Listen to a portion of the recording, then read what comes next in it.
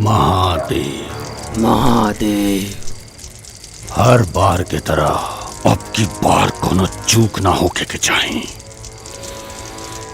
काल के शोभा यात्रा वो खंडानंद के जीवन की अंतिम यात्रा होके के चाहिए। ऐसने होई पंडित जी।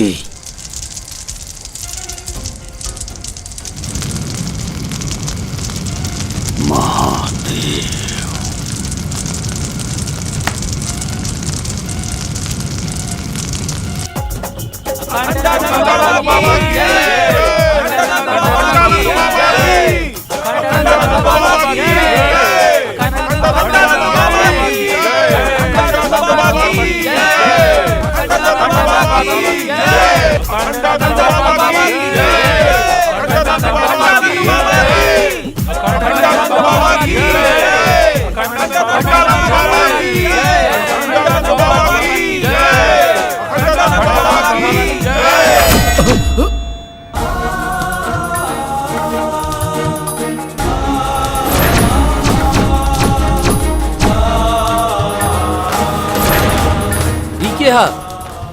एकरा बारे में जाने चाहता रहा तू लोग की के है?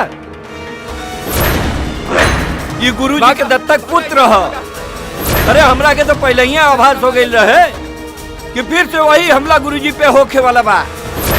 यही से हम काले रुद्र के खबर भिजवा देले रहनी यहाँ आवे खातिर।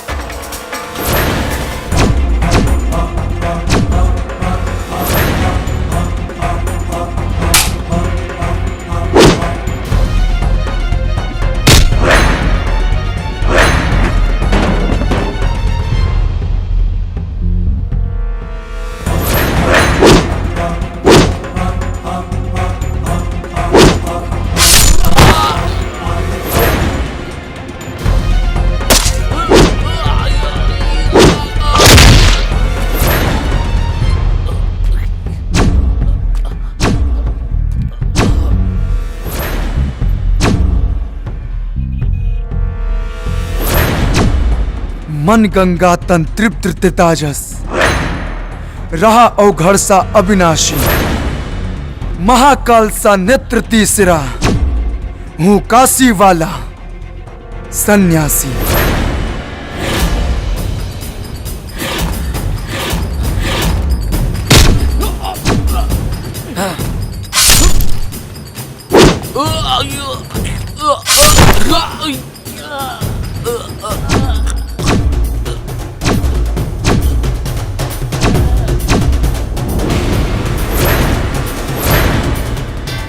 और के बा जे साधु संतन के भेष में शैतान बन के हमरे बाबा के मारल चाहता।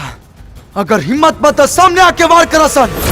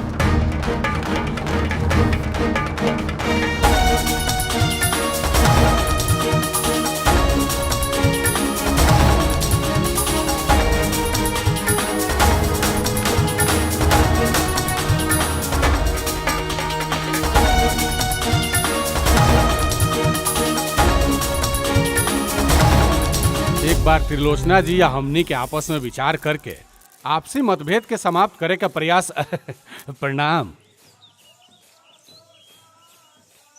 खिलाई पंडित जी और सबके मिठाई खिलाई। कौने बात खातिर? रौर जवान बेटा आ गई और दूसर कल हम मृत्यु से बच गई नी। पंडित जी, हम अपना माई के दिहल वचन से बंधल बानी। ना तो रउआ बहुत अच्छे से जानतानी कि हम रउआ की जिंदगी की प्रार्थना करी, ऐसन तो कबो ना हो सकेला।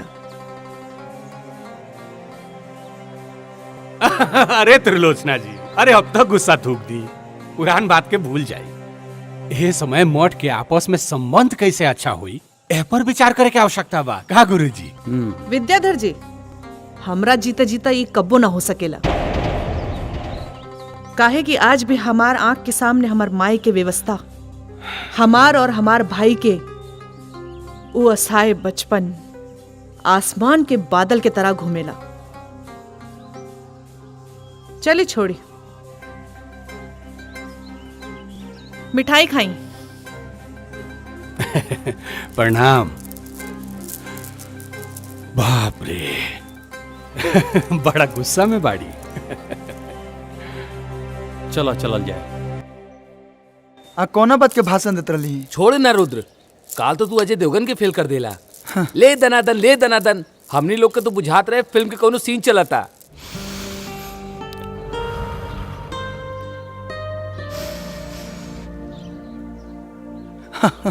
हाय देखो, असली फिल्म के सीन तो हेजा लुकता। ऐसा लागता कि रवीना टंडन अपना सहेलियन के साथ योगा करता रही। वाह, ये खेल तो हमनी के रोज देखे निसन छुप छुपा के।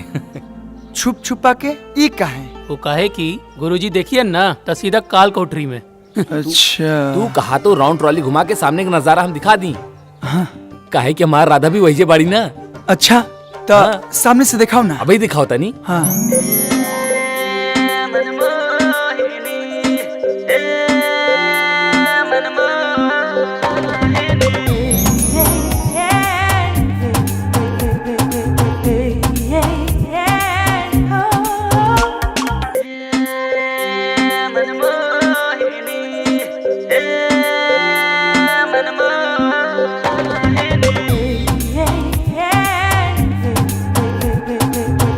अरे बाप, अरे ये तो सही में रवीना टंडन बिया। लेकिन के बिया? ये सामने वाले मठ के त्रिलोचना माता के बेटी गौरी है। एक से एक कारनामा करे ले भाई। एकरा के हमने कारनामा क्यों के नाम से कहे निसन। ऐसन क्या करे ले? अब तो आइए गेल बड़ा ना, खुद ही देख लिया। गौरी, ले ले पकड़। अरे चला चला। अच्छा, गौरी। चल चल चल चल चल चल।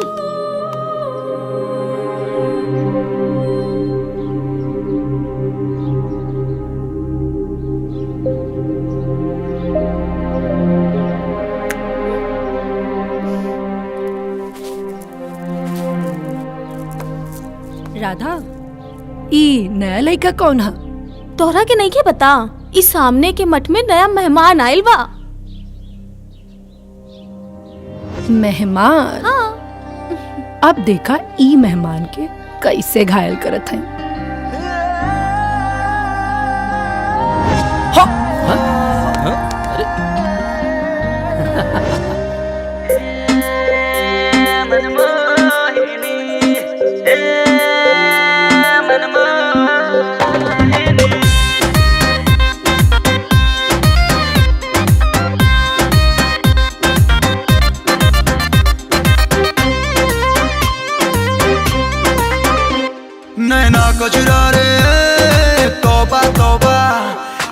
आंखों के इशारे तौबा तौबा, नैना कजरा रे तौबा तौबा, तेरी आंखों के इशारे तौबा तौबा, तेरे इश्क में बन गया जोगी मैं, बन जा तू मेरी जोगिनी।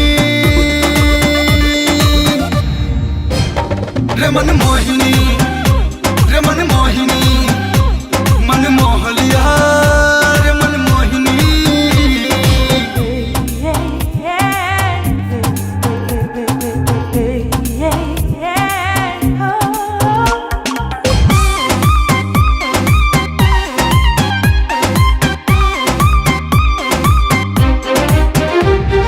चुन लिया मैंने, हाँ जी बुन लिया मैंने सपने तेरे नाम के, दिल मेरा महंगा जाके तुझ पे ठहरा, बिक गया बिना दाम के।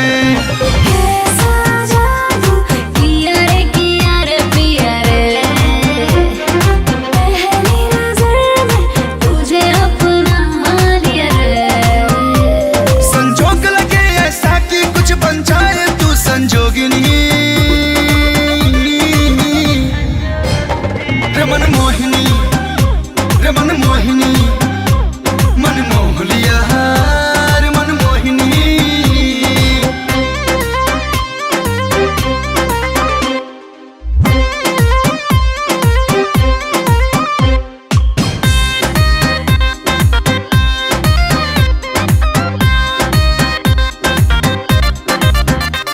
क्यों मुझसे खेले कहीं मेरी जान न ले ले, ये आधा जान लेवा, अब तू जहर भी दे दे तो मैं हंस के पी लूं जैसे मिश्री मेवा।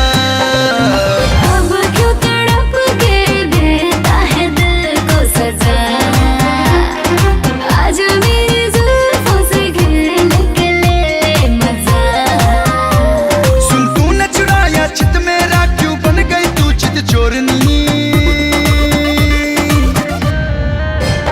रे मन मोहिनी, रे मन मोहिनी, मन मोह लिया रे मन मोहिनी।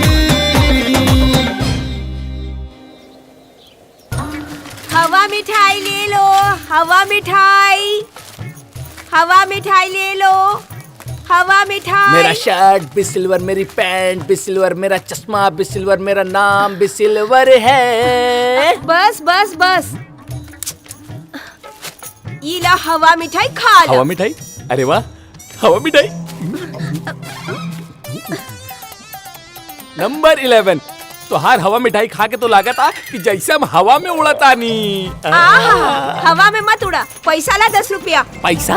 अरे पैसा मांग के तू सब गड़बड़ कर दे लू। हे जान, ये हमारे स्टेटस देख के बात करा, पैसा चाहिए। ला निकाल ला। पैसा ना देबा ना? तोरा मालूम बना कि हमरा भी पैसा ना रहेला, तो अब काहे पैसा मांगे लू? वैसे तू काम का करेला? काम? काम के तो मत पूछा, काम तो हम के नाम पे दे दे बाबा, के नाम पे दे दे बाबा। अरे और एक दिन अर्जुन से कृष्ण ने जब ये कहा कि हे केशव, मैं सोचता हूँ कि महाभारत टाल दूं, तो इस पे अर्जुन को क्रोध आ गया और वे बोले कि अरे छलिया, अगर तूने महाभारत टाल दी तो मैं सर्वश्रेष्ठ योद्धा कैसे बनूंगा। और फिर क्रोध में आकर उन्होंने अपना सुदर्शन चक्र उठा लिया। माताजी, मैंने बुक में रीड किया था, सुदर्शन चक्र कृष्ण ने उठाया था। कहानी मैं जानती हूँ कि आप, और वैसे भी क्रोध में कौन सा व्यक्ति किसका हथियार उठाकर प्रहार कर दे ये कौन जानता है। अच्छा, तो मैं क्या कह रही थी? माताजी आप सही कहता जी, सुदर्शन चक्र अर्जुन के पास था। वही तो, अर्जुन ने अपना सुदर्शन चक्र उठाकर कहा कि हे केशव, अगर तुमने महाभारत टालने की तनिक भी चेष्टा की तो मैं तुम्हारा सर धड़ से अलग कर दूंगा। फिर क्या होना था, कृष्ण ने भी न आओ देखा न ताओ, और फिर अपने गांडियों पे प्रत्यंचा चढ़ाते हुए कहा कि अर्जुन, तू ये भूल मत कि मैं सर्वश्रेष्ठ धनुर्धर हूँ। हाय देखा, किंतु माँ, अर्जुन पांडुपुत्र वो सबसे बड़े धनुर्धर थे। और गांडीव तो अब आप कहेंगे कि गांडीव तो अर्जुन का था। तो एक बात बताइए कि आप एक भाषा की महाभारत पढ़िएगा तो एक ही न कहानी जानिएगा। अब अलग अलग कहानी जानने के लिए अलग अलग भाषा की महाभारत पढ़नी पड़ती है। हाँ माता जी सही कह रही हैं। फिर क्या और हुआ फिर? माता जी? तो फिर क्या हुआ? कृष्ण ने बिना विलंब किए अर्जुन के ऊपर अपने बाणों की वर्षा कर दी और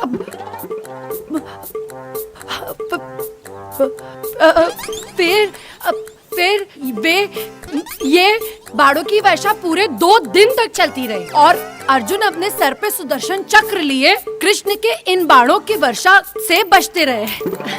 अब जब तक बाणों की वर्षा चालू है हम थोड़ा विश्राम करते हैं। आप लोग जाके प्रयाग घूमिए। प्रणाम।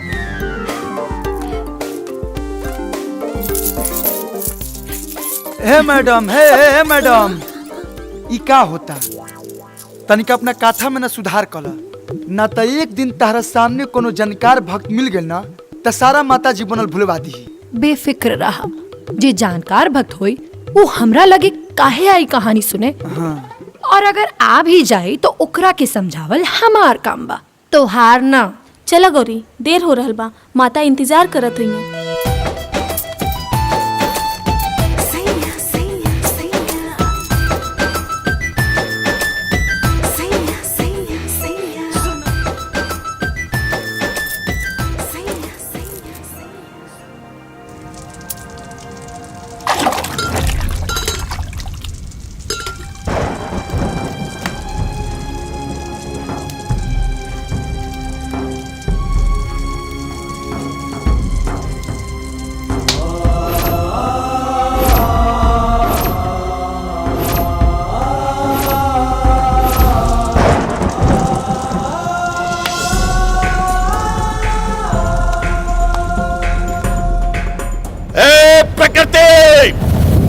वैसे तो तू हमेशा कोई ना कोई खेल खेलती आई है, कभी बाढ़, कभी तूफान, कभी प्रलय, तो कभी भूकंप।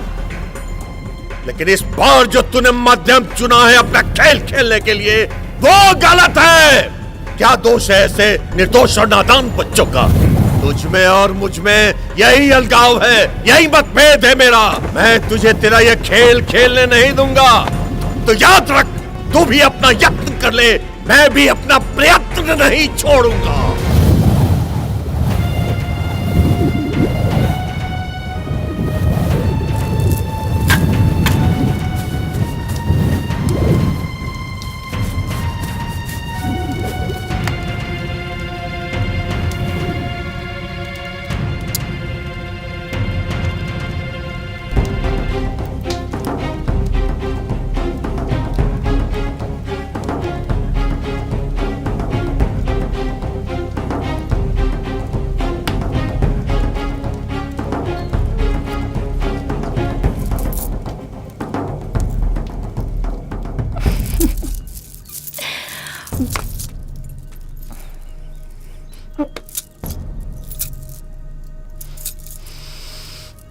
ए, रास्ता छोड़ा, ना तो माता जी से बोल देब ना तो तोहार अकल ठिकाने आ जाई। हट। बाम बाम, हमाओ देखा ताने की चिराई कबले बाज के पंजा से छटकर दिया। चल रहे।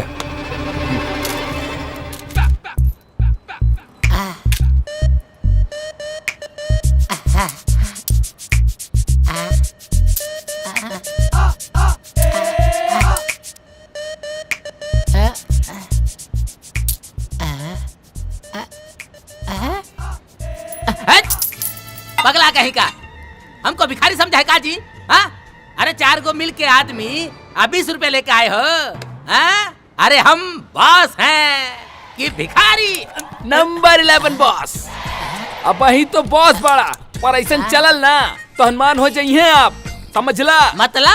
मतलब न रही ई शर्ट न रही पैंट, सीधा बीच में। ए बॉस, मत मारी। रुका तनी, हम आइडिया भुला गए बनी, आइडिया लावा दा। कथा सुनाना आता है आपको? कथा? अरे हम पंडित जी है काजी कथा सुनाएंगे? कथा सुनाना तो आना ही चाहिए, नहीं तो दुकान बंद समझिए हम लोगों का। है रे उका है कि हमने के जब भीख मांगे जाता नहीं जाऊ घाट पे तो पता न कहाँ से को लेके आ जा ले। अच्छा। सब पैसा हिन्ने उन्हें कथा बता के सब पैसा उहे ले। एक सेकेंड, हाँ। उसका नाम बताओ तो। गौरी नाम है अच्छा अच्छा अच्छा, अभी उठवाते हैं उसको। हाँ उठा लीजिए। गोड़ हाथ तुरवा ना दिया, भिखारी बना ना दिया तो नाम बदल देना। नंबर 11 गुरु। राम सीता के वनवास काल का आखिरी चरण चल रहा था। सीता हरण और रावण वध बस बचा था। बाकी लगभग रामायण समाप्त हो चुकी थी। एक दिन सीता माता और राम जी अपनी पंचवटी मेव के बाहर आपस में कुछ हंसी ठिठोली कर रहे थे। हे भगवान, हम जहाँ जाता नहीं वहाँ ही पहुँच जाली। तभी वहाँ पर रावण द्वारा भेजा गया हिरण सीता माता को ललचाते हुए निकला और बस सीता माता के मुंह में पानी आ गया उस हिरण को देख कर। सीता माता कोनो हिरण खाई चले जो उनका मुंह में पानी आ गए? नहीं, सीता माता के मुंह में पानी उसके मांस को देख के नहीं आया था, बल्कि उसकी चमचमाती हुई चमड़ी देख के आया था। रामायण में भुलाती। हाँ उहे हिरण रहेगा सलमान भाई वाला। हाँ बिल्कुल सही, वही तो था। बेचारा जब देखो बार बार मारा जा रहा है। कोई ना कोई पाप ही किए होंगे। वो जब भी जन्म लेता है कोई ना कोई व्यक्ति आकर के उसका वध कर देता है और उसका जलपान कर लेता है। हाँ तो मैं कहाँ थी? हिरण के देख के सीता जी के लालच आ गई। हाँ तो फिर सीता माता लक्ष्मण से कहती हैं, हे देवर दिखाओ अपने तेवर, और कहा कि जाओ इस हिरण का खाल लेकर आओ ताकि मैं और तुम्हारे भैया कभी कभार इस पे आसन लगाकर पूजा पाठ कर लिया करेंगे। फिर क्या, लक्ष्मण जी निकल पड़े हिरण वध के लिए। लेकिन माता जी, हिरण के तो राम जी मरले रहले। नहीं, अब अरे राम जी ने तो रावण का वध किया था। अब आप ही बताइए ना कि राम जी का जन्म रावण मारने के लिए होगा या हिरण और भालू मारने के लिए? सही कही छथी। हाँ सही बात, सही बात। एकदम सही कहा था नहीं मैडम जी। हमरे बाबूजी कहत रहले जब वो मछली मरिया बड़ा मछली मरिया पुठिया ना तो हर जन्म भइल बा बड़ा मछली मारे खातिर। हाँ तब क्या, हम गलत क्यों कहेंगे बताइए भला। राम जी का जन्म रावण को मारने के लिए हुआ था और लक्ष्मण ने हिरण को मारा था। सही कहा ना मैंने? हाँ सही कहली। तो फिर लक्ष्मण ने जैसे ही हिरण का वध किया वो गुस्से में आकर रावण मुझे बचाओ चिल्लाने की जगह राम मुझे बचाओ, राम मुझे बचाओ चिल्लाने लगा। और फिर क्या, ज्यों ही राम जी मदद के लिए निकले त्यों ही रावण आया और सीता को भगा के ले गया। फिर का भाई माते? फिर क्या, अरे अभी तो लेके भागे हैं, लंका अभी बहुत दूर है, उन्हें पहुंचने में 3-4 दिन तो लगेगा। आगे की कथा हम बाद में सुनाएंगे, तब तक के लिए बोलिए लक्ष्मण जी की जय। अभी भाभी भैया की जय। आगे रामायण में हनुमान जी भी आएंगे तो उनकी भी जय। पूरे रामायण की जय। चलिए नमस्कार। हे माता, जल्दी से जा ताकि हमनियों के धंधा पानी चली, 3-4 रुपया मिल जाई।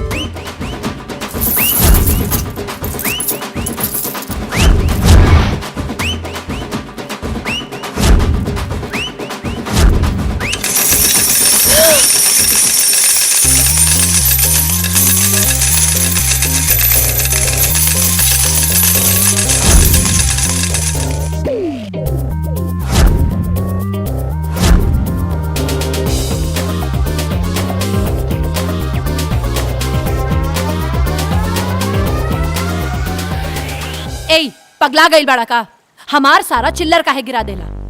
मतलब एकदम क्रिए खाल ले बड़ू कि केहू के दिमाग में सही से रामायण महाभारत ना रह देबू। दोसर की चिंता छोड़ा और आपन सोचा। ढेर हमरा पीछे पड़बा ना तो हमनी दोनों के मठ के बीच में जौन महाभारत चल रहा बा वो एक दिन तोहरा के ही कुरुक्षेत्र में खड़ा कर दी और मजबूरन हमरा के तोहार वध करे के पड़ जाए। अगर तू साथ देबू ना तो चुटकी बजा के महाभारत जीत ले। काहे से कि हम दुश्मनी के पेड़ के जड़ से खत्म करे पे विश्वास रखिला, ना कि ओकरा के पानी से सींच के ओकरा के लंबा जीवन देहल पसंद करिला। बुझ लो। अच्छा इतना हिम्मत बा तोहरा में तो आवा आज हमार मठ के छत पे। काहे चिलम पिएबू का? का मतलब? हम तोहरा के पहले कस लगावत देख के ना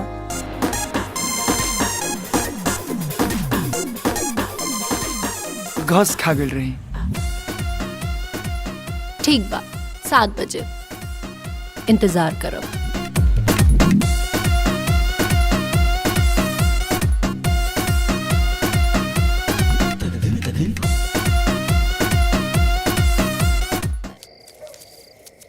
द माचिस द चिल्लम जलावे खातिर।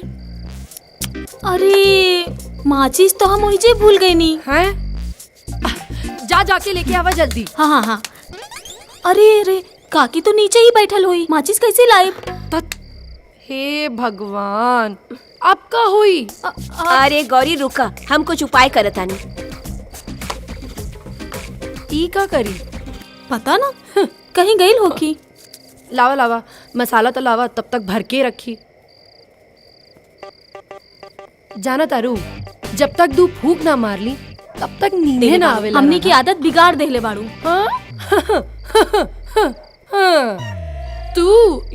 तू तो बातें मत करा। हाँ तो हमनी के बिगड़ ले बा?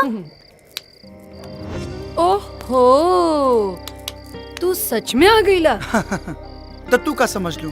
अरे इतना भी वादा के कच्चा नहीं खी। चला अब आइए गईल बड़ा तो लावा माचिस दो। माचिस? माचिस का हुई?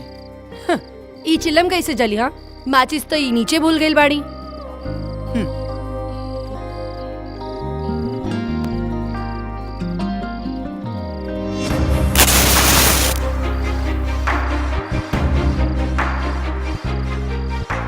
जब जिगर में इतना आग बा तो माचिस लेके घूमे का जरूरत बा?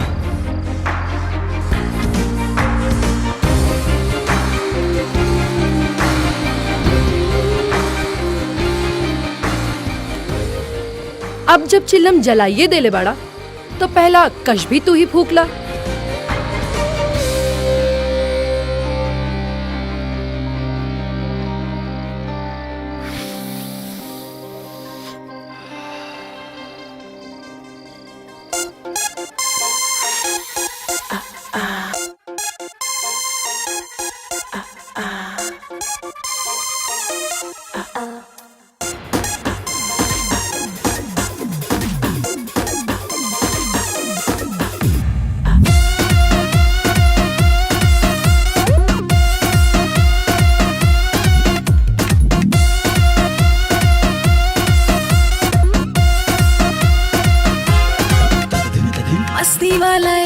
तो कैसन पर एजबा नशा में जो रहे ओकर अलग इमेजबा।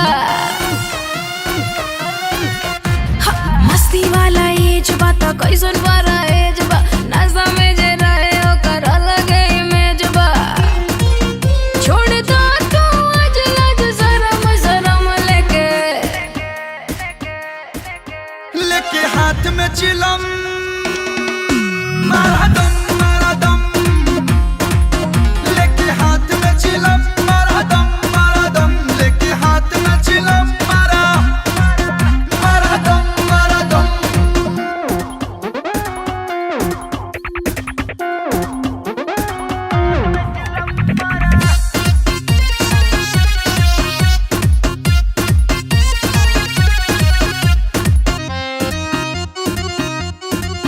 जबले झूमे ना शरीर बुझा ना सना हुआ हमारा कस के तू कस कर दो धुआं धुआं।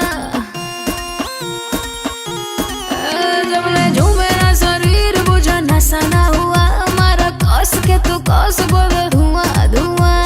नाच तो बाही के भाई नाचते अस्त बिके झूमना चायावा हो जा मस्त मस्त। रखो तखो तू आज सारा धर्म करम लेके हाथ में चिलम मारा दम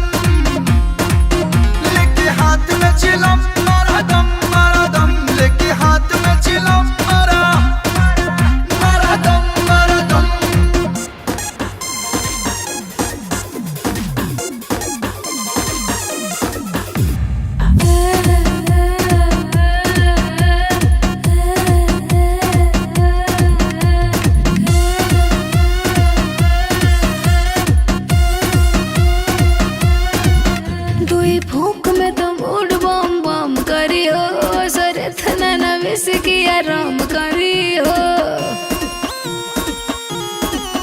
दुई भूख में तो मूड बम बम करी हो सरे थना ना विस की आराम करी हो ये पूरा बॉडी में ही भर दी ही जोश जोश अब हिला दे हम कई कोस कोस लीला मजा थोड़ा थोड़ा आज नरम गरम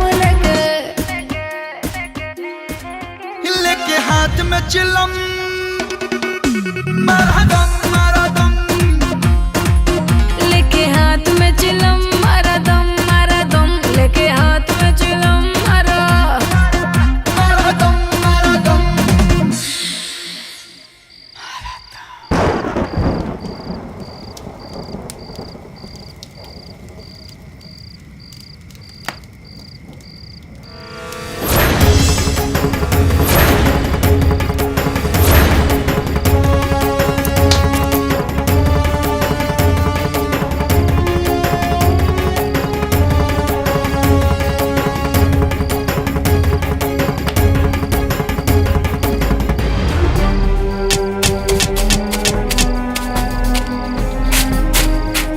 का भइल बाबा? अरे बाबा का भइल?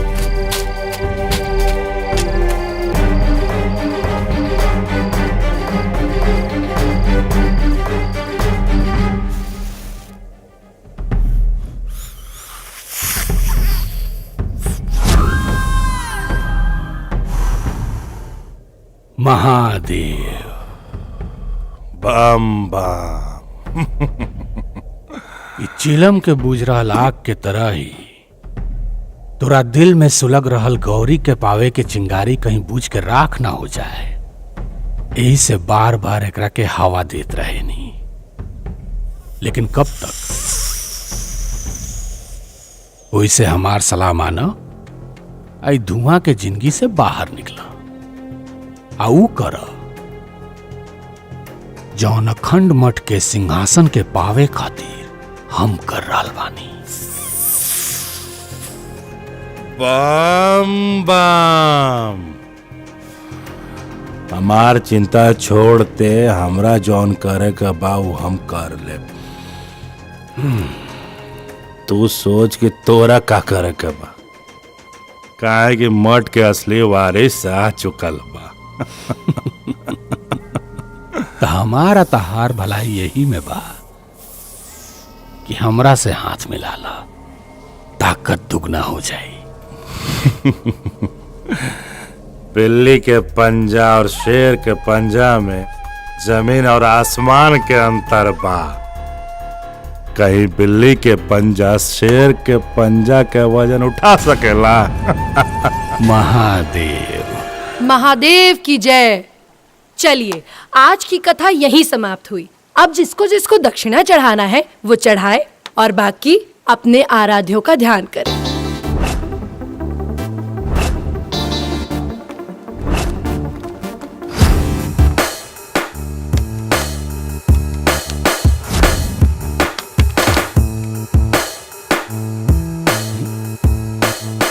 नंबर 11। चला आज से कथा हमरा बॉस खिया होई। जियल हराम कर देले हो तू हमार जीवन भी। हे उठाओ सा निकरा के। भागो भागो भागो अरे भागो चलो। अरे पक्का लेकर रखे।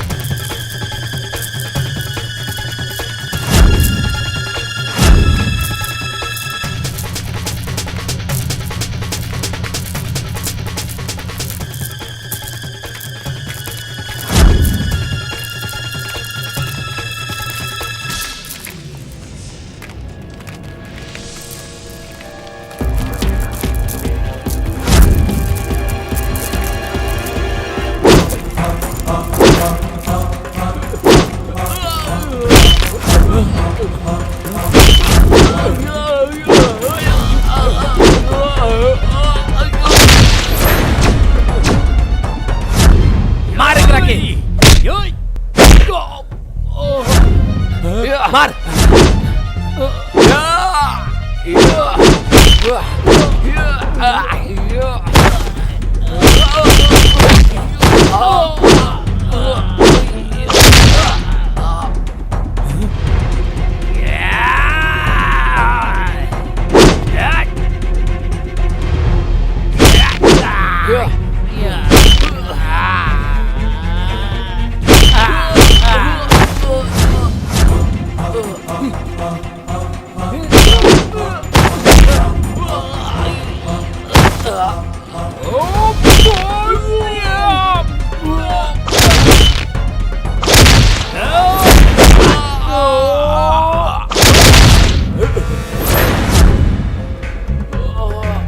चल भागे जैसे भाग भाग भाग। सही समय पे आके हमार जान बचावे खातिर धन्यवाद। अगर सच्ची में धन्यवाद देवे के बना तो हमरा मठ पे आके धन्यवाद दी। हाँ तब हम जानी।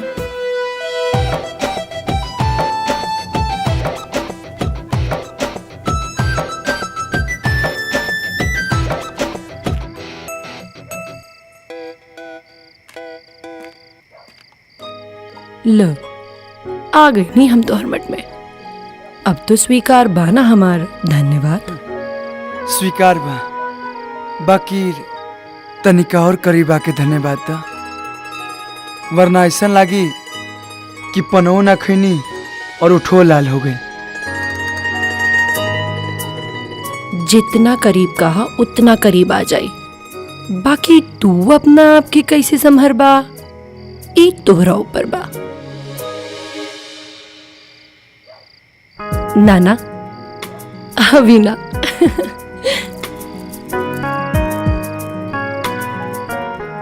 हवन के सामग्री के जो लिस्ट दिले बनी वो बिहान तले आ जाए चाहिए।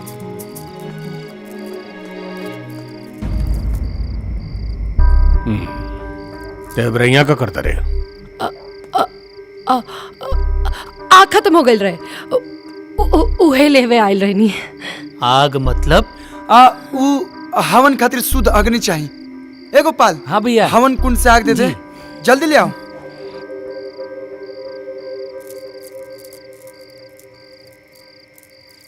ली भैया। हाँ हो गई। चल हम तो के मठ तक छोड़ देते नहीं। चला।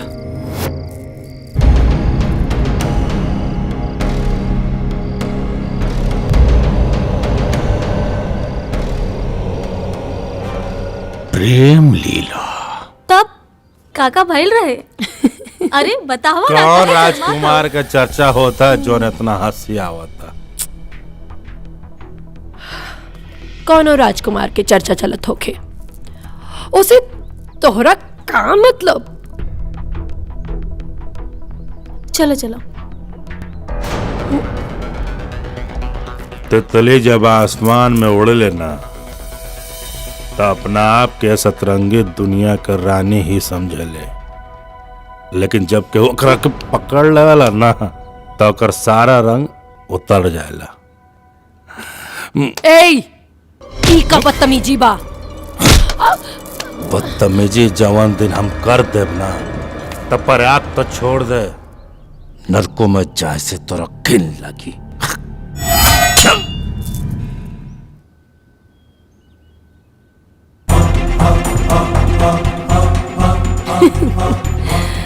तो हार नजर अगर हमरा पर बा तो समझ ला कि तोहरा पर भी केहू और की नजर बा।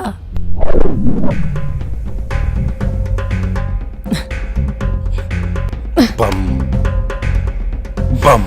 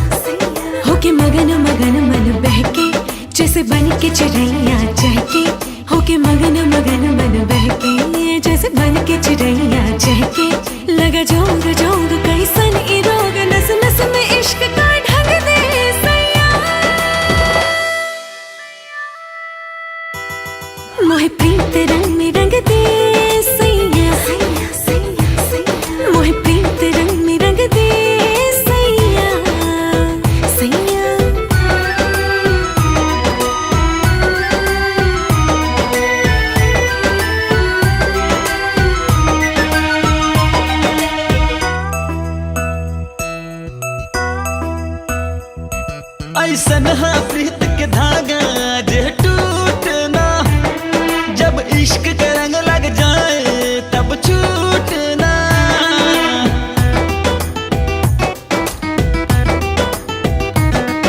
ऐसन हा प्रीत के धागा जे टूटना, जब इश्क के रंग लग जाए तब छूटना। इतना मैं तुझ में खो गई, वो तेरे प्यार में बावरी हो गई। तेरा नाम नाम रट सुबह शाम, इस राग में तो भी संग दे सैया। मोहे प्रीत रंग में रंग दे सैया, मोहे प्रीत रंग में रंग दे सैया, सैया।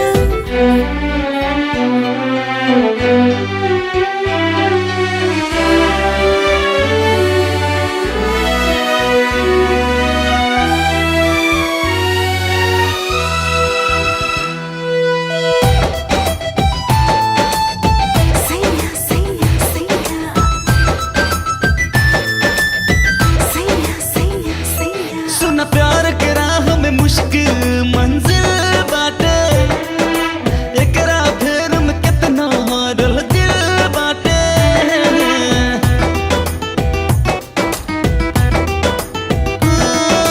प्यार के राह में मुश्किल मंजिल बाटे, और एकरा फेर में कितना हारल दिल बाटे। तेरी मोह की चुनरी ओढ़ ली, किस्मत की लकीरें जोड़ ली। ये दीवानगी जो तेरे नाम की, मिलके तू और उमंग दे सैया, सैया। मोहे प्रीत रंग में रंग दे सैया, मोहे प्रीत रंग में रंग दे सैया, सैया। महादेव। ये धुआं से करेजा जरावला से कुछ ना होई, बल्कि अपना करेजा पर सवार अपन दुश्मन के सामने से हटावे के पड़ी। मतलब ई कि हमार सिंहासन आ तोहरा जिद के बीच में बस एक ही गो दीवार बा, रुद्र। लेकिन ये दीवार कमजोर बा, काहे कि नकली ईंट के नींव पर खड़ा बा। अगर हमनी के चाहल जाई तो मिल के ही दीवार के गिरा सकता नहीं जा।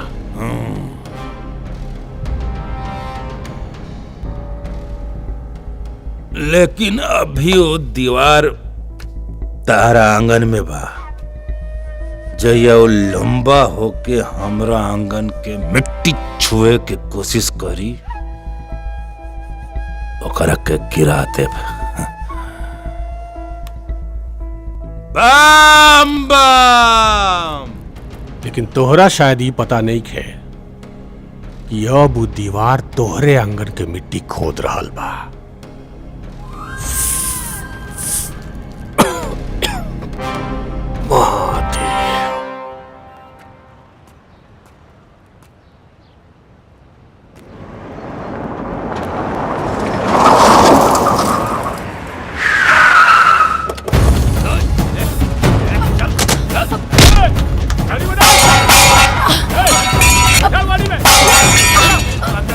छोड़, छोड़, बचाओ।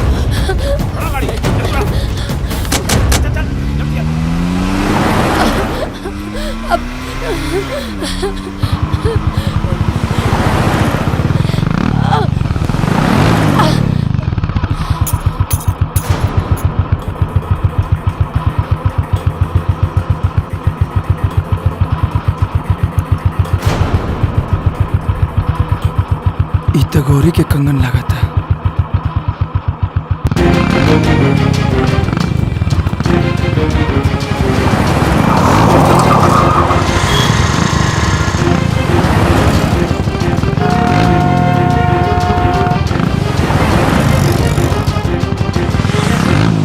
अरे बोस, कब तक हमनी के भीख मांगब? हमार लोग के भी आशीर्वाद दे दा, शादी करके घर बसाई जा।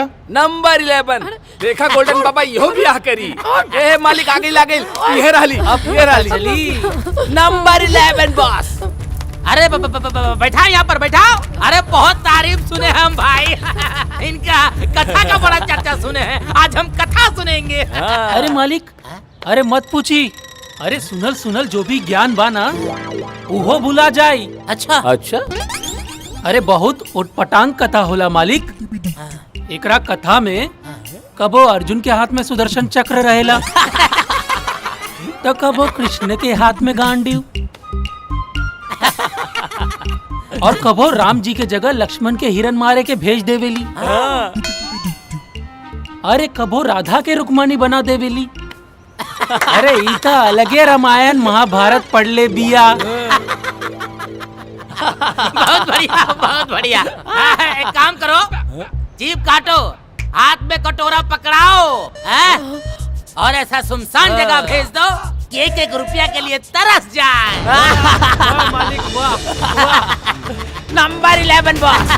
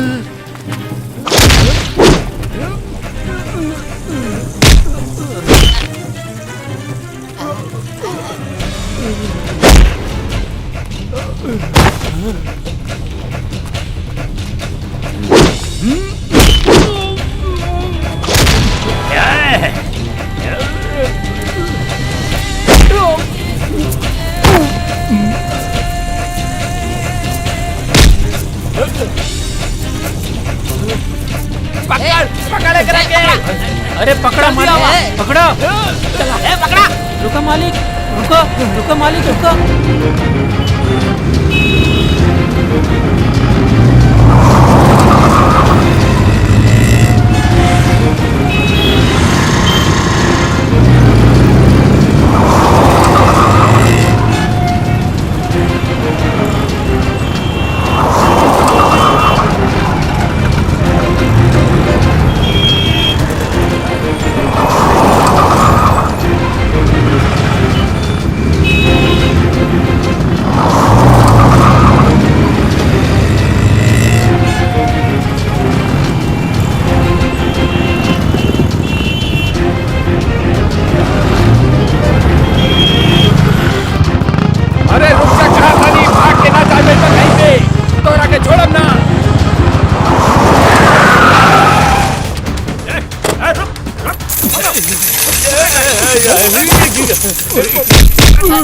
इसको पकड़ के गाड़ी में डालो।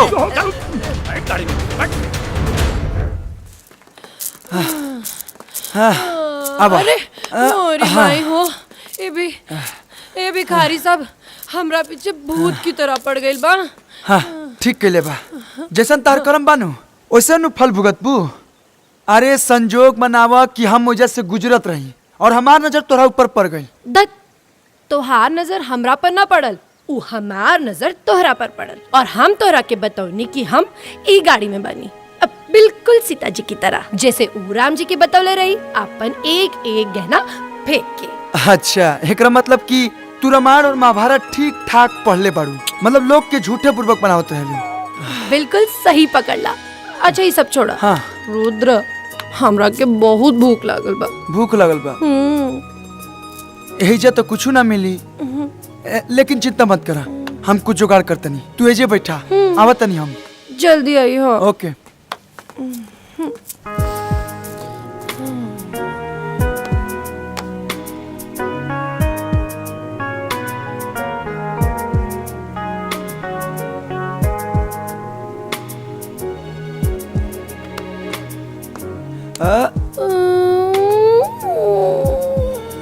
हाँ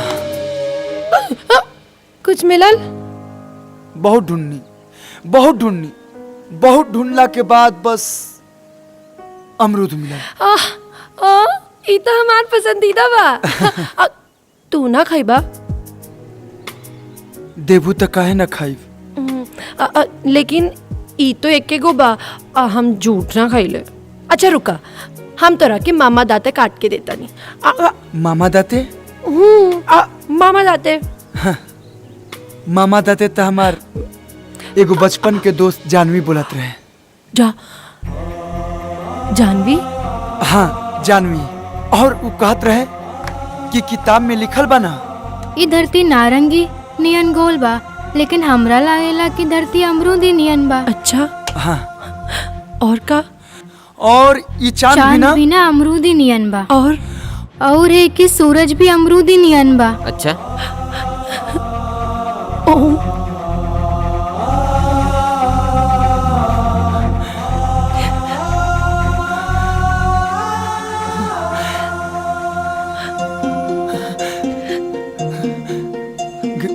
जानवी, जानवी।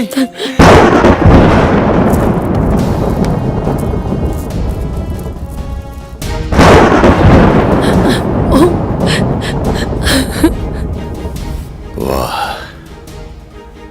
तूने तो अपने इरादे की रफ्तार बढ़ा ली है प्रकृति, लेकिन सफल नहीं होने दूंगा मैं। तूने अगर रात ठान लिया है तो हार तो मैं भी नहीं मानूंगा। काल के कपाल पर लिखने और मिटाने की क्षमता रखता है ये गंगा योगी। तेरे हर रास्ते में पर्वत बनकर खड़ा मिलूंगा मैं। आ रहा हूं मैं। जानवी, जानवी।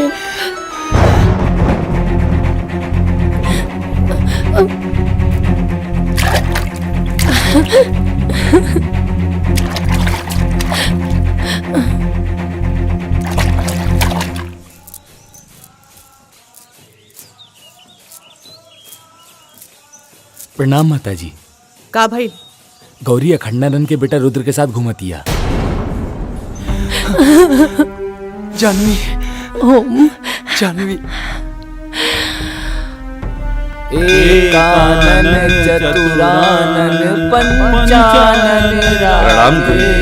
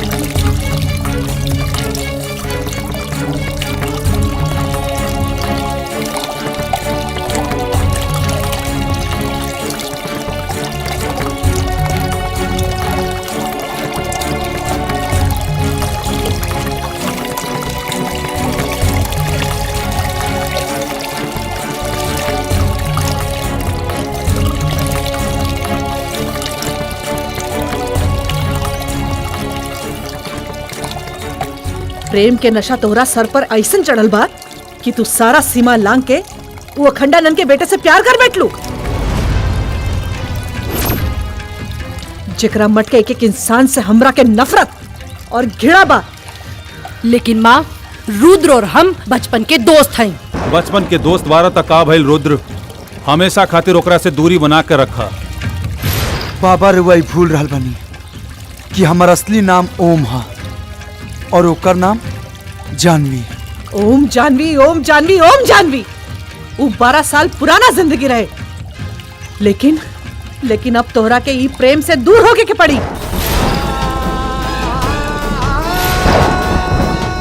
जौन वर्तमान बा उहे सत्य बा, और सत्य ई बा कि ओकरा से दूरी बना के रखे में ही सबके भलाई बा। गुरुजी समझ में ना आवता, ये हो सकेला कि दोनों के मिलान हो सके, और ये दोनों मट के बीच में जौन खाई बा वो भर जाए। शंभुनाथ जी, हमरा से वो बरसन पुरान मंजर फिर से न देखल जाई, काहे कि सामाजिक दबाव के कारण हमरा से जो चूक भइल बा ओकर टीस आज भी हमरे मन में बा।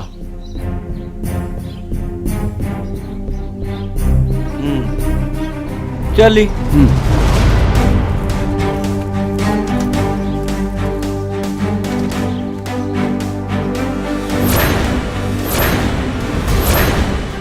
वाह पंडित जी वाह, अच्छा शास्त्र पढ़ोले बानी अपना दत्तक पुत्र के। अपना सारा मर्यादा पार कर चुकल बा। हम अपने आप के शांत रखे के कोशिश कर रहल बानी, न तो वही तरह रउआ पुत्र के भी उहे जगह पर सामाजिक कटघरा में खड़ा कैले रहती जैसे रउआ हमार माई के खड़ा कैले रहनी। अवश्य कर सकत रहलू त्रिलोचना, अवश्य।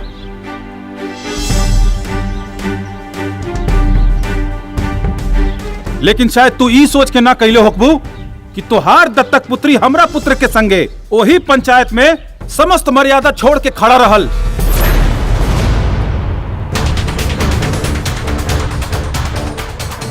देखा त्रिलोचना, एक दूसरा पर दोषारोपण कैला से बेहतर बा कि दुनन के समझा के अलग रखल जाए। अवश्य। उन दोनों को अलग करने में ही उन दोनों के साथ साथ इस प्रयागराज की भी भलाई है, वरना प्रकृति उन दोनों के मिलन को माध्यम बनाकर बहुत ही भयानक खेल इस बार कुंभ के मेले में खेलना चाहती है। रघुआ के बानी बाबा? मैं कौन हूं इससे अधिक, मेरी बात पर ध्यान दीजिए आप लोग।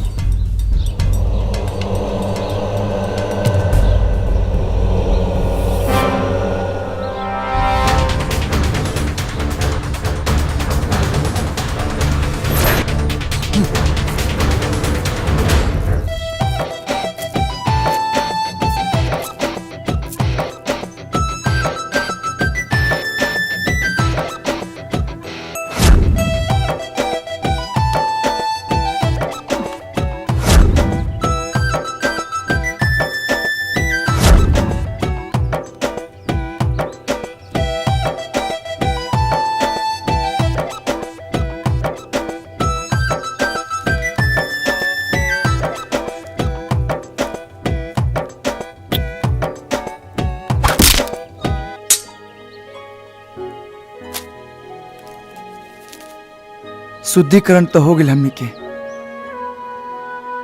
अब चला फिर से अशुद्ध हो जाए जाओ।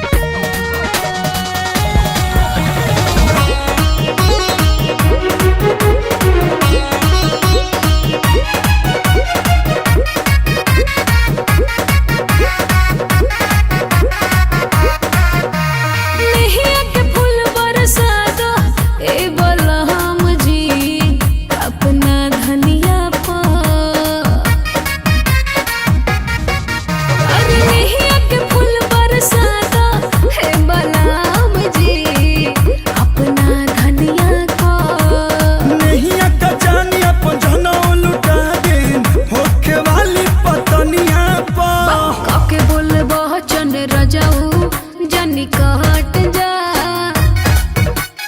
लव यू के नारा आज रहट जा, आज रहट जानू हो। धनिया धामिनिया बन के डहट जानू हो, तनिका सट जानू हो। धनिया धामिनिया बन के डहट जानू हो, तनिका सट जानू हो। सट जा।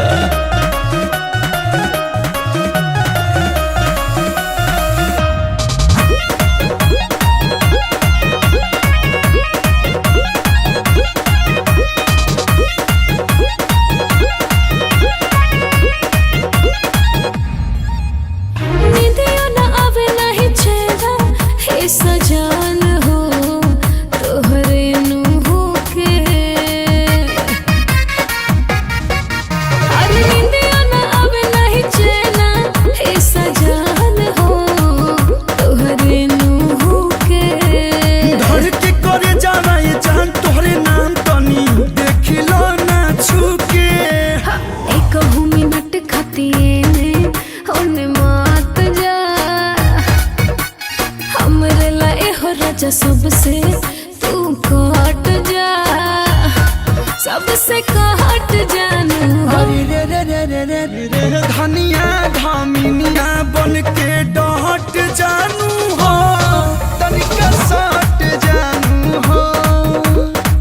धनिया धामिनिया बन के डहट जानू हो, तनिका सट जानू हो।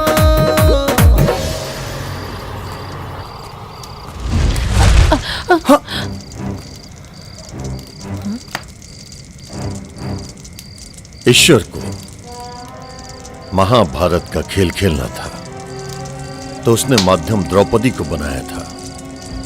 अब प्रकृति को अपना एक खेल खेलना है तो वो माध्यम तुम दोनों के मिलन को बनाना चाहती है, लेकिन तुम दोनों इससे अनजान हो।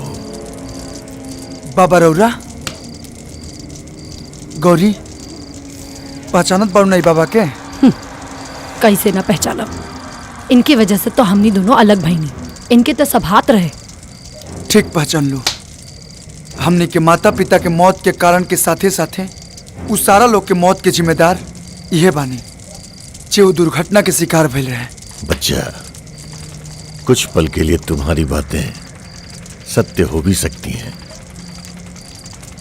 लेकिन तुम दोनों इस सत्य से कैसे छुटकारा पाओगे कि उस दुर्घटना में सिर्फ और सिर्फ तुम दोनों ही जीवित बचे। हमनी के ढकोसला में दोनों लोग नहीं जा पड़े वाला।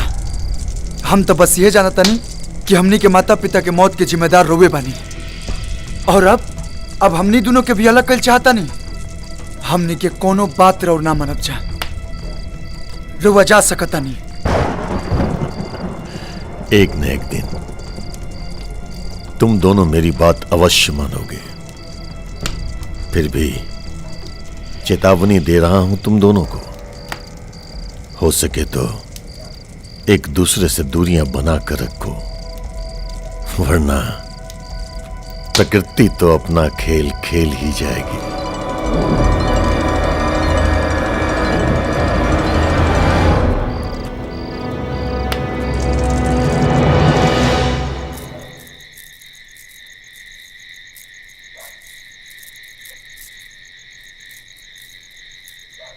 गौरी,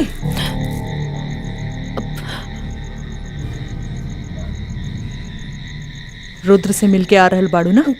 नाता झूठ। तोहार आंख बता रहल बा कि तू झूठ बोला ताड़ू। तोहरा के मना कइले रही ना कि वो रुद्र और वो मठ से दूर रही हा, पर फिर भी तू मिलके आ रहल बाड़ू। लेकिन माँ, ऐसन का बा कि ई दोनों मठ में इतना नफरत बा? कारण, तू कारण जाने के चाहताड़ू ना? ता सुना, बात तब के रहे जब यहाँ कोनो महिला मठ ना रहे। हम, हमार माई और इंद्र तीनों अखंडानंद के मठ में रहत रहनी। हमार माई के अखंडानंद से लगाव हो गई। रउआ के ई महिला से का संबंध बा? आज आपके ई बात स्पष्ट करही पड़ी। मठ में ई महिला के और आपके बारे में लोगन के बीच में अलग अलग चर्चा चल रहा बा। हम ए विषय में कुछ बोलल नहीं की चाहत। लेकिन काहे?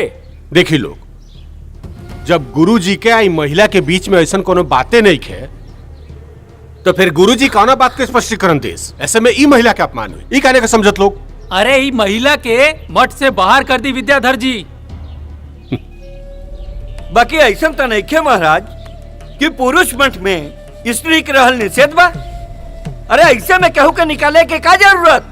शंभुनाथ जी, बाकी स्त्री में और ई महिला में काफी फर्क बा। ये अधिकार जोन बा ओई में महिला समाज के अध्यक्ष बाड़ी। हाँ, पंडित जी अगर कोनो संबंध कहिए तो समाज कुछ सोची। देखिए, इस सब पे तर्क कैला से कोनो फायदा नहीं होके वाला। हाँ, ई हो सकता कि हमनी के सुलोचना जी के ई मठ से जाए के आज्ञा दे सकता नीचा का?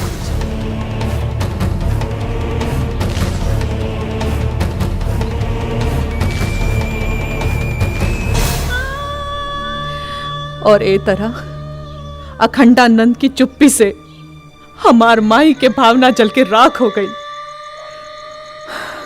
माता जी तो मर गई, पर आखिरी क्षण तक अखंडानंद के भूल न पैली। लेकिन हम वही समय ये फैसला कर ले दी कि हम एक अलग मठ के निर्माण करब और अखंडानंद के बराबरी में खड़ा होके दिखाई।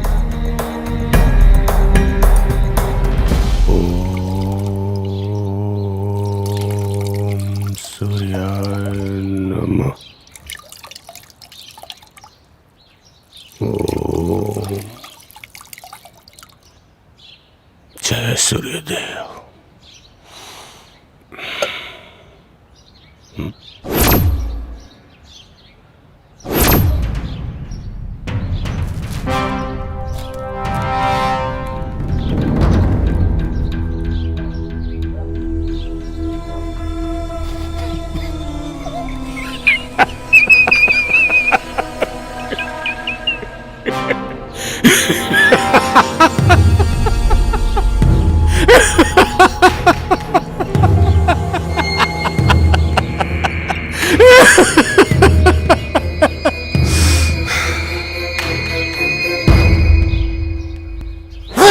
महादेव, वाह!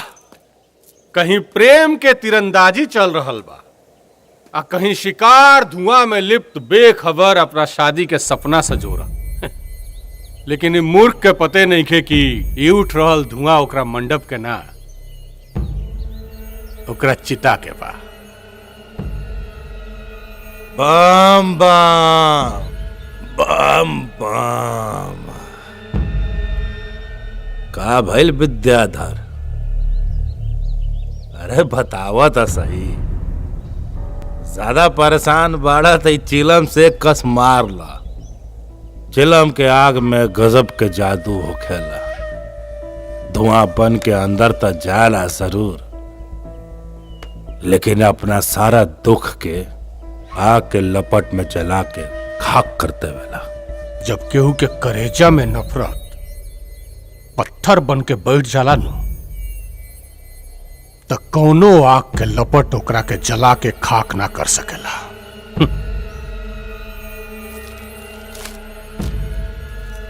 देखा,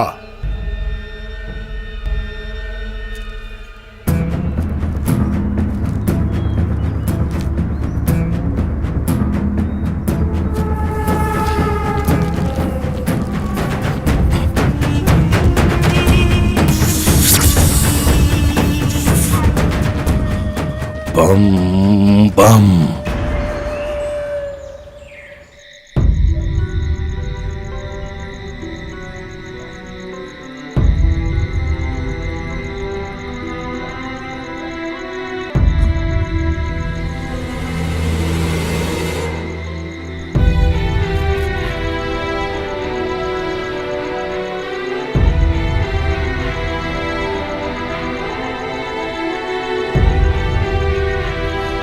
गौरी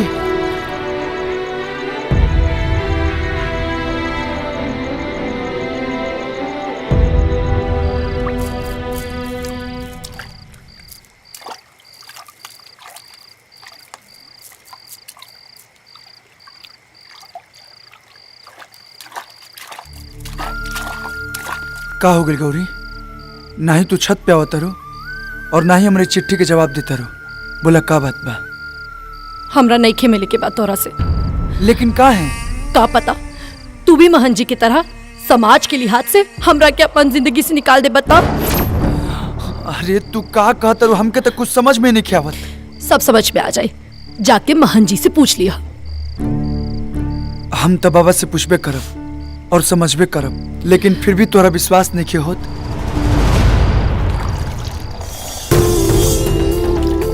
तब प्रयाग के पवित्र धरती पर त्रिवेणी संगम घाट पे तोरा से वादा करतनी कि जियब भी तो तोहरे साथे और मरब भी तो तोहरे साथे।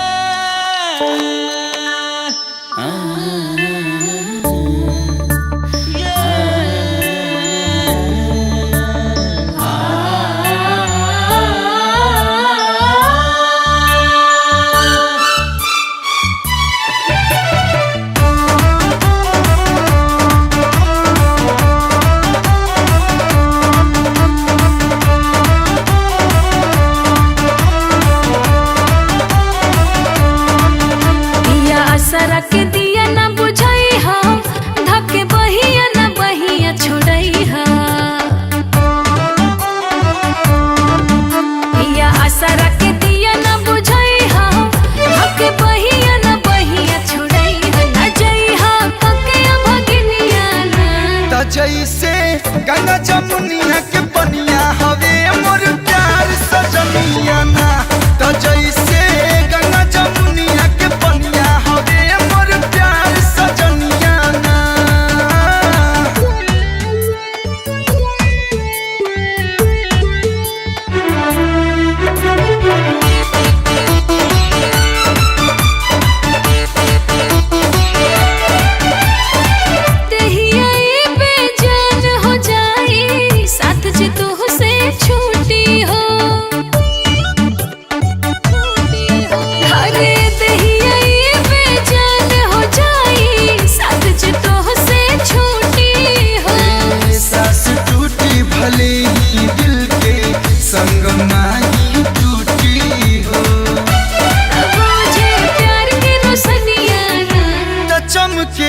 जैसे सूरज किरनिया हवे मोर प्यार सजनिया ना। तो जैसे गंगा जमुनिया के पनिया हवे मोर प्यार सजनिया ना।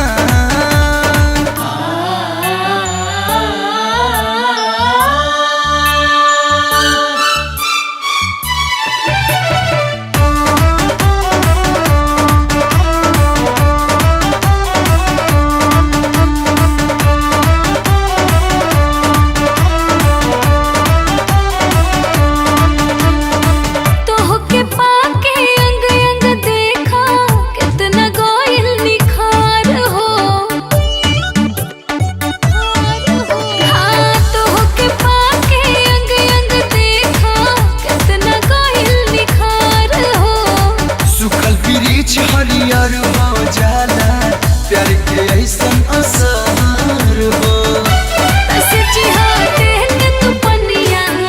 हो झीरे जैसे बरखा के पनिया हवे मोर प्यार सजनिया ना। तो जैसे गंगा जमुनिया के पनिया हवे मोर प्यार सजनिया ना। काका ऐसन का बात बा? ई दोनों मठ में इतना दूरी काहे बा? बेटा, गुरुजी तो हमके बतावे खातिर मना के लिए बढ़न, बाकी तोहरा से छुपावल भी उचित नहीं खे। कबा की जैसे इंसान इंसान के दुश्मन बा, वही तरह से मठ मठ के दुश्मन बा।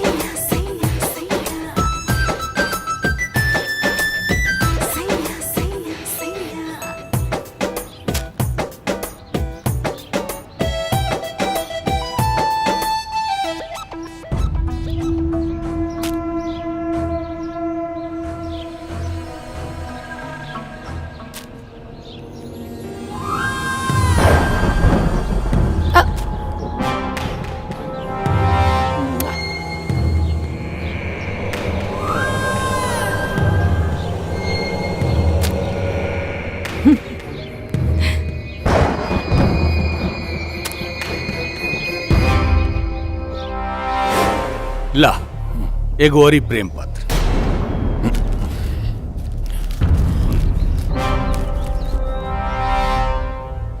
अब एकरा टकटकी लगा के मत देखो, तेरा पास खाली आधे घंटे के टाइम बा।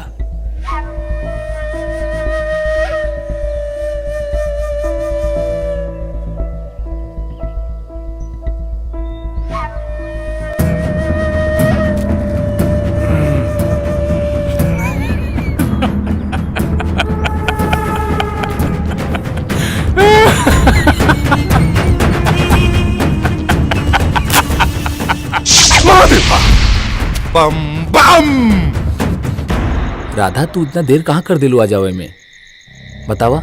मंदिर की पूजा करत रहनी है। जैसे रुद्रा गौरी से सच्चा प्यार करता वैसे हमहू राधा तुझसे सच्चा प्यार करी ले। सच्ची? राधा हम तोहरे बगैर जिंदा ना रह पाई। हम अब तू रोज टाइम से मिले आ जाइया, ठीक बा? हाँ ठीक बा। हम तोहरा ये इंतजार करब। ठीक तू अबू ना?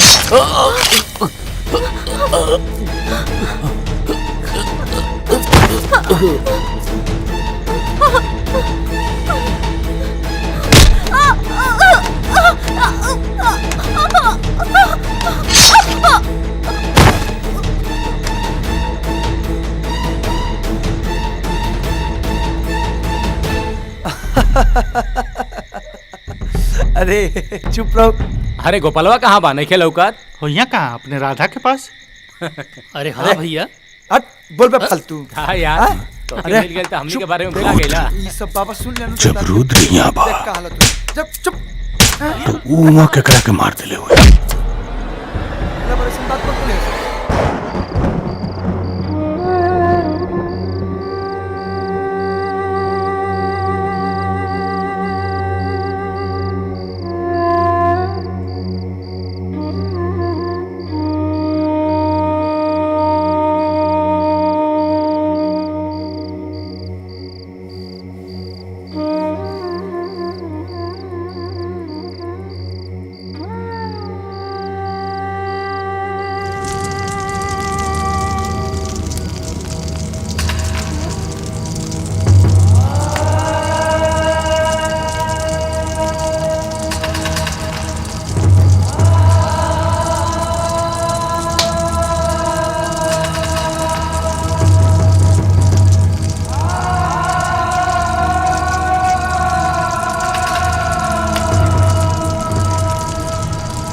ये दोनों चिताएं भविष्य में अनगिनत चिताओं के रूप में नजर आएंगी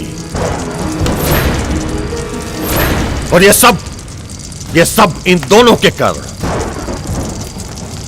और भविष्य में आगे भी होगा। अब भी समय है, अगर चाहो तो स्थिति सामान्य हो सकती है। अगर इन दोनों को अलग नहीं किया गया तो भविष्य में जितनी भी मौतें होंगी उन सबको शमशान तक पहुंचाने के लिए कंधे कम पड़ जाएंगे। पहला ही से कहत रहे कि अलग करा, अलग।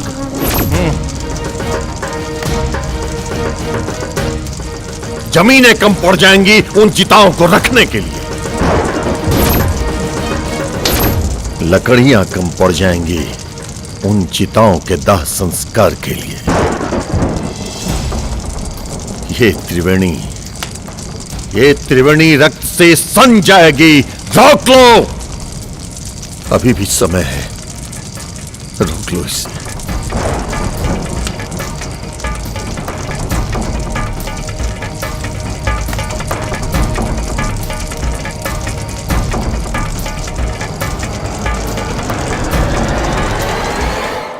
रुद्र, हाँ ऐसन तो नहीं खे कि जौन बात बाबा बोल रहल बाड़े उस सच होके वाला बा। अरे तू फिर से उठूंगी बाबा के बात पे ध्यान देते बाड़ू। ध्यान देवे वाला बात बा रुद्र, काहे कि अब तक उहे हो रहल बा जौन उ बाबा कह रहल बाड़े। अगर सच में ऐसन हो गई तो हमरा बहुत डर लागता रुद्र, बहुत डर लागता। अरे ए गौरी चुप हो जा। अरे जब तक हम साथे बानी तो डर को ना बात के। हाँ चिंता मत करा।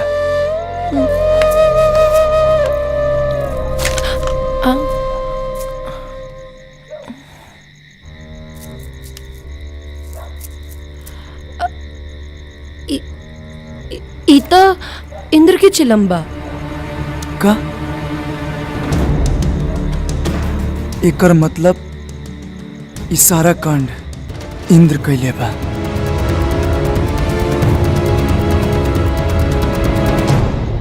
चलो निकाल। चिलम हमरा पास नहीं खे, तू ही ना रखेला अपना पास। देखा जेब में।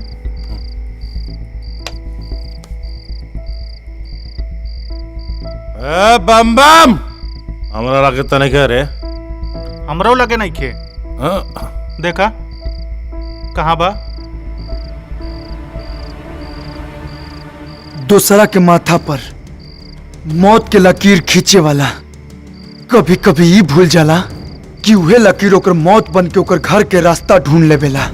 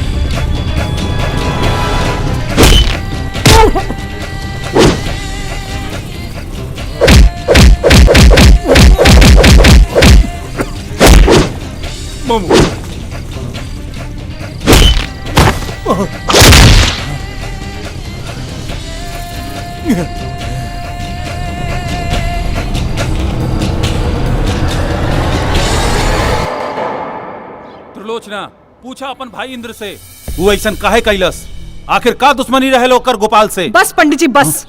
रवा तो इंद्र पर ऐसा दोषारोपण कर रहल बानी जैसे रवे के मट के बच्चा मरल बा। ई मत भूली कि हमरे मट के भी एगो बच्ची मरल बिया। इंद्र ही गोपाल और राधा के मरले बा। एकर चिला मोजे मिलल रहे। चिला मोजा मिलल रहे एकर मतलब ई ना भेल कि हम ही दोनों के मरले बानी। देख झूठ मत बोल। रुद्र मोजे मिलल रहे। शांति रखो, शांति रखो, पीछे हटो। तू चिंता जन कर रुद्र, हमनी के घटना के तह तक जल जाए। जी गुरुजी। लेकिन जे भी दोषी पकड़ाई ओकरा के पूरा समाज के सामने ले आके उचित दंड रहल जाए। यही मठ के फैसला हुई।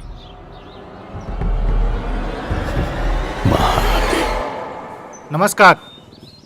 सभी देशवासियों को बताते हुए बहुत खुशी हो रही है।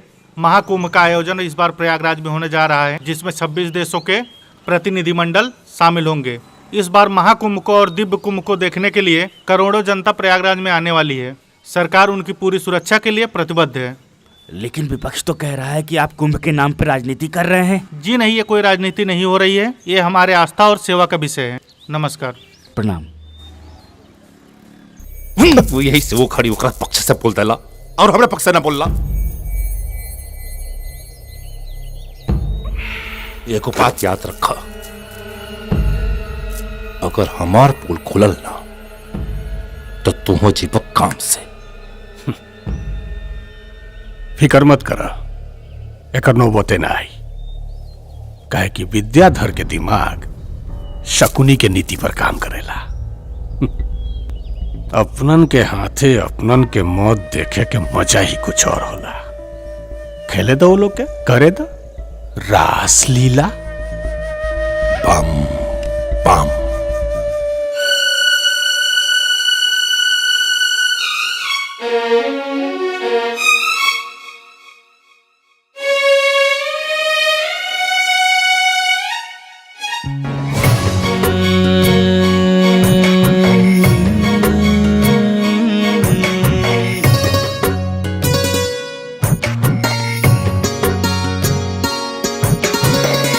प्रेम मिलन बेला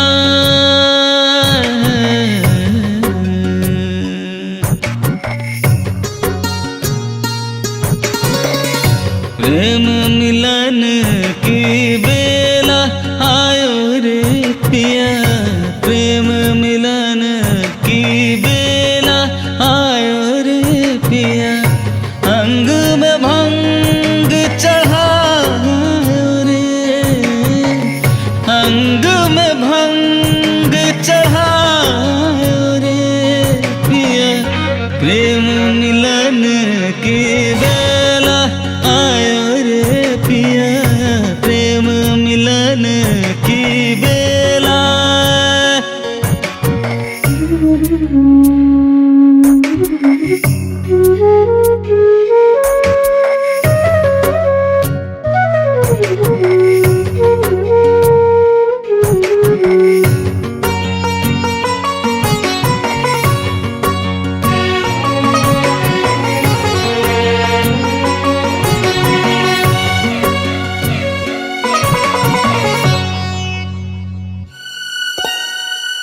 मैं गगरी अध जल से भरी छूने से तेरे सावन सी झरे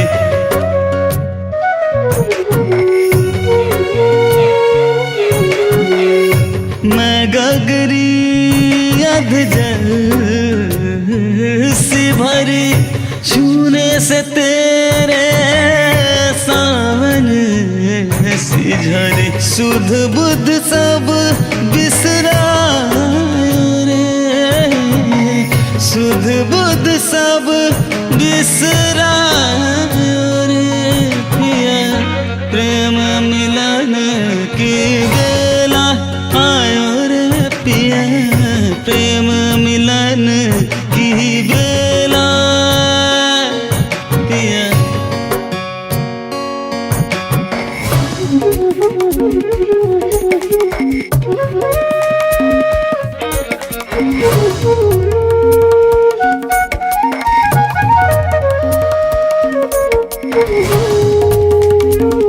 दीम दीम तना ना ना ना दीम दीम तना ना ना ना दीम तना दीम तेरे दीम दीम तना ना ना ना ना ना ना काहे ई जमाना प्यार के दुश्मन रहल बा हमेशा काहे इतना नफरत की निगाह से देखेला लोग प्यार करे वालन के काहे से कि समाज हर औरत में राम की सीता ढूंढेला लेकिन पूजा तो राधा और कृष्ण की भी होला ना गौरी ये जमाना अपनी सहूलियत से पसंद और नापसंद बदलत रहेला तो रुद्र और गौरी की का हुई रुद्र और गौरी के मिलन त जन्म जन्म के बा कभी शिव और सती बन के तो कभी शंकर और पार्वती बन के हमनी के मिलन त तय बा चाहे ये जन्म में या अगले जन्म में हाँ?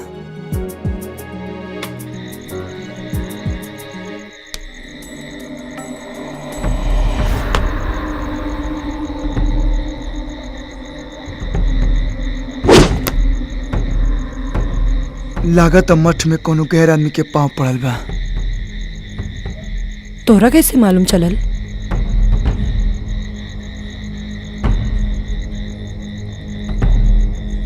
चोर चाहे कितना भी चतुर हो जाए अपन चाल ना बदलेला तू एज रुका हम देखा तनी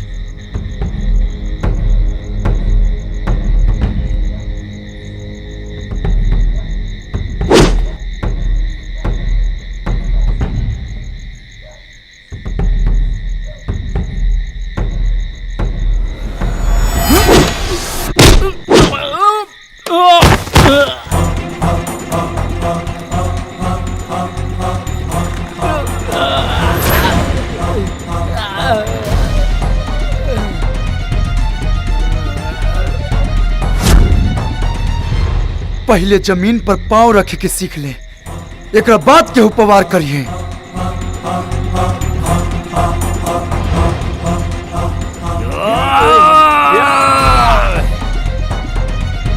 ये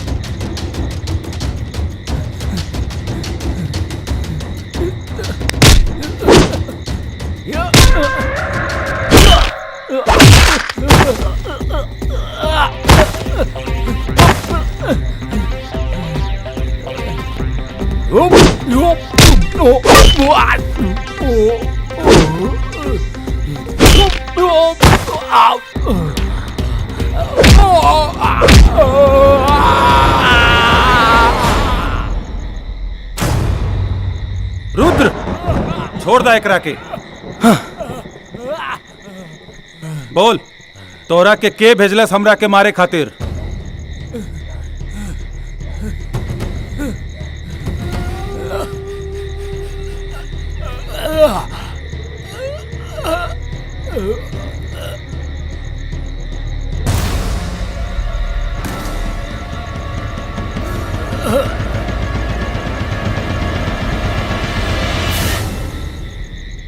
रुद्र तू?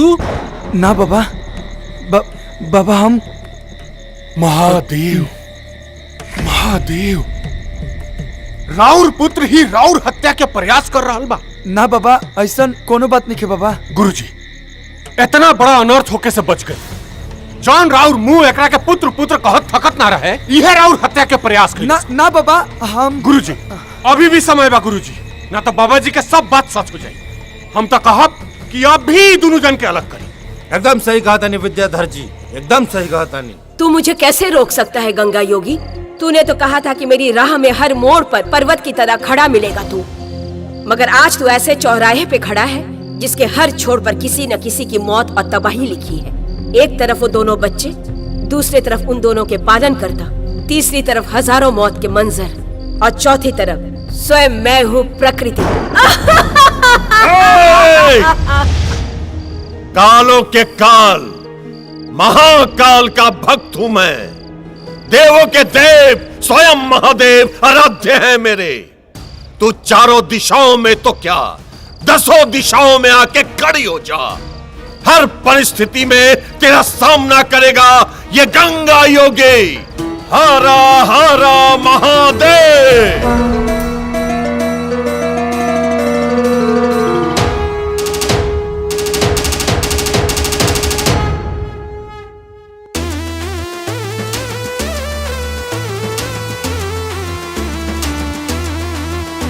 हे नाथ खंड खंड में महिमा तोहार प्रचंड बा। हे लोक में ओह लोक तोहरा हाथ में ब्रह्मांड बा। असुरन के दल हतंत ते अब दुत विश्व मंदिते। ललक तु पलक खोल के दिखा दहे त्रिदेव। जागा हो जागा हो जागा हो महादेव महादेव। जागा हो जागा हो जागा हो महादेव।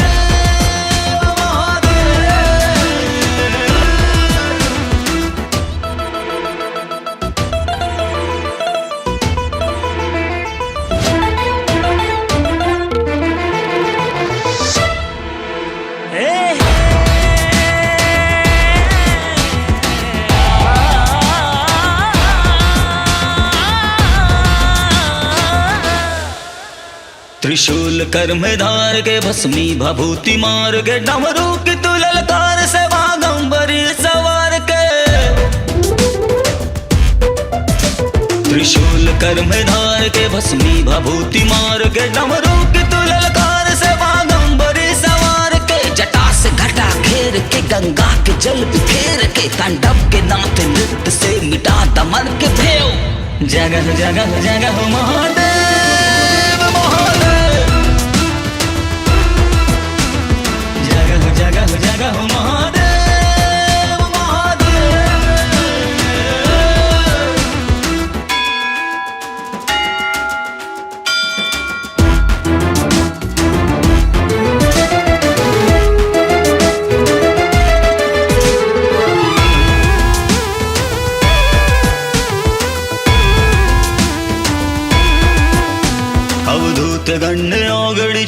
भुवन की चौकड़ी रुष्टावा तुष्ट छन छन धुइया रमनते हर घड़ी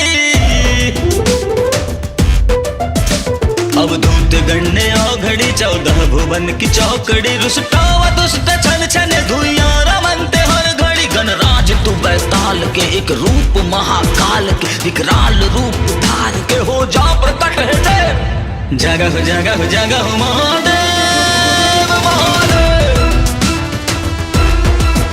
महादेव जगह जगह जगह महादेव महादेव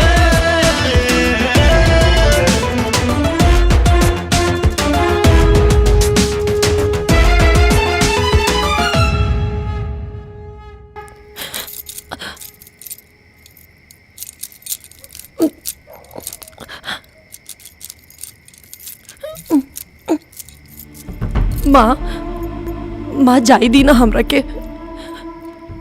रुद्र के पास जाए के माँ माँ माँ माँ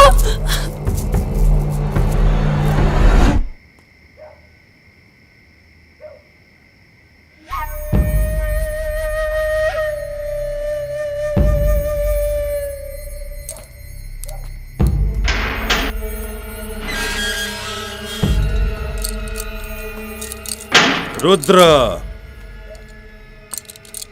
रुद्र रुद्र रुद्र के पास जाके भरत तोरा के पाव खाती हम का ना कहनी लेकिन तोरा पता नहीं रुद्र में का लोकत जो हमरा में नहीं खेलोकत आखिर क्या कमी बर हमरा में आए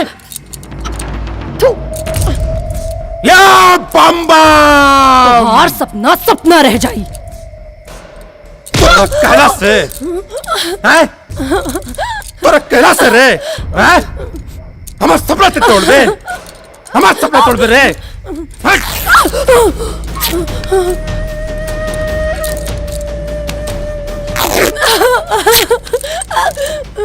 तोरे पास अब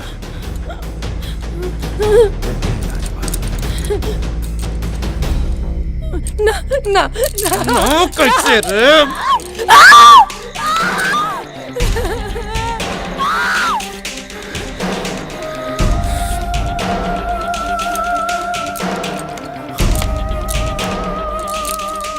बम बम बम बम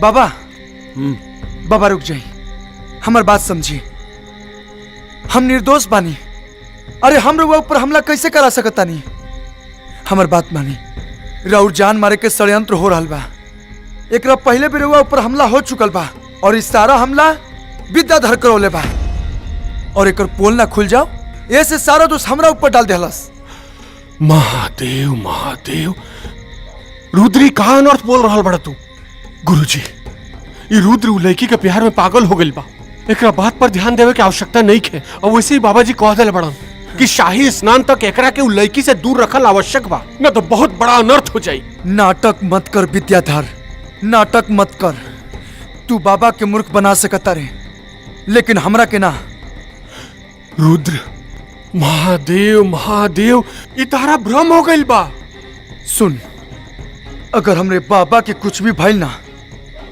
तो तोरा के चांद से मार देब रे रुद्र तोहार मति भ्रष्ट हो गई बा बाबा बाबा बाबा हमार बात समझी बाबा बाबा बाबा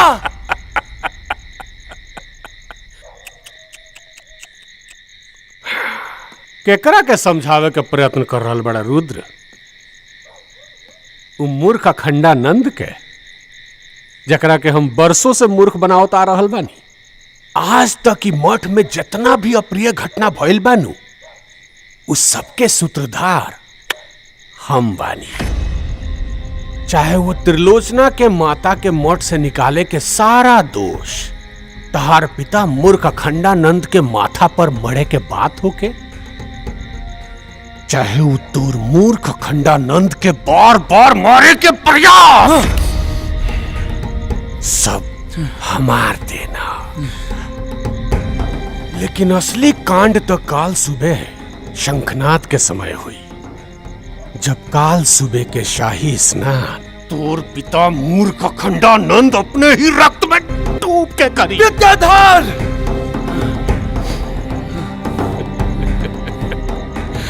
कुछ ना कर पाई बेटे, कुछ ना।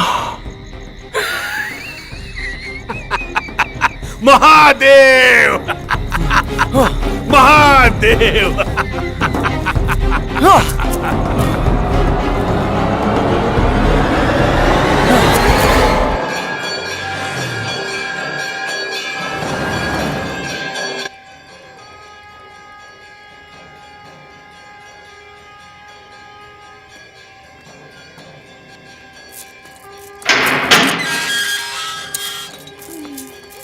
गौरी, ए गौरी, गौरी, गौरी।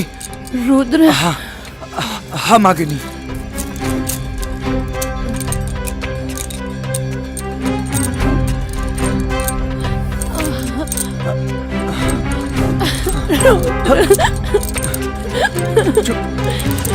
चुप हो जा गौरी, चुप।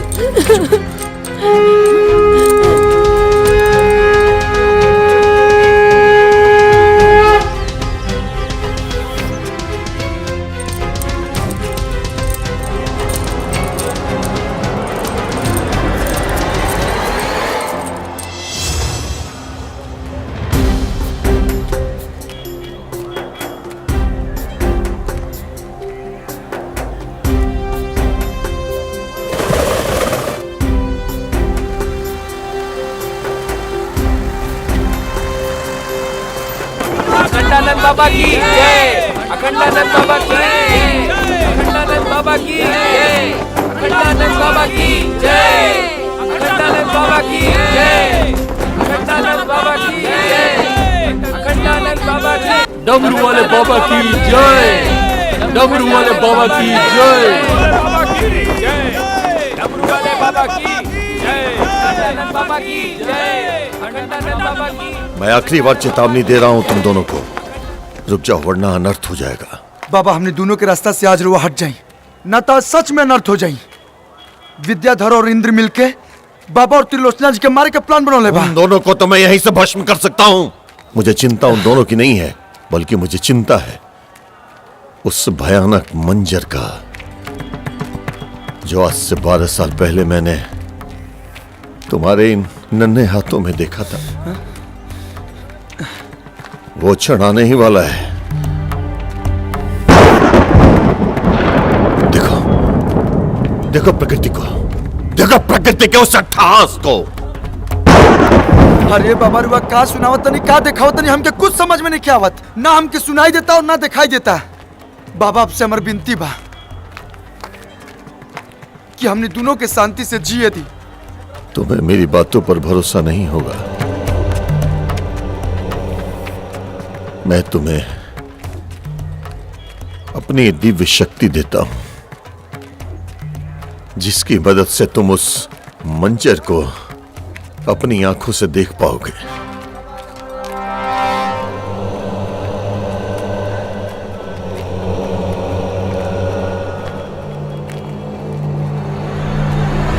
अखंडानंद बाबा की जय, अखंडानंद बाबा की जय, अखंडानंद बाबा की महाराज बोली तय मुआदी बाबा की जय, अखंडानंद बाबा की जय। एकर जीवन के आखिरी पूजा कर ले बेटा, ओकरा बाद अगला कदम।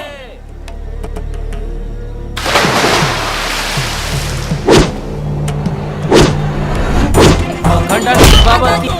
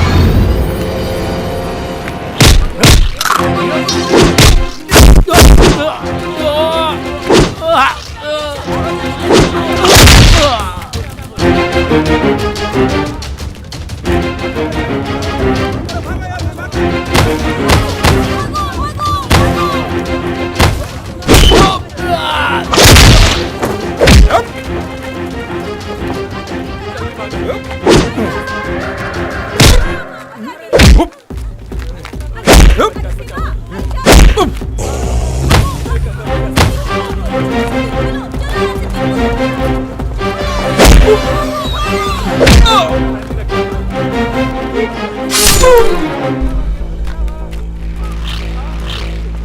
कहाँ भागत बड़ा? अरे अरे सुनता, अरे कहाँ जाता ना? अरे रुका रुद्र। महादेव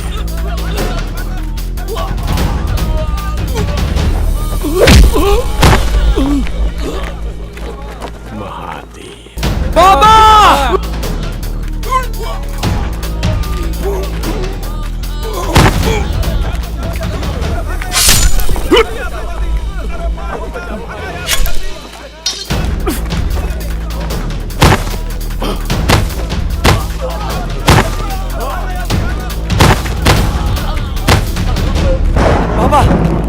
बाबा बाबा बाबा आँख खोली बाबा बाबा बाबा बाबा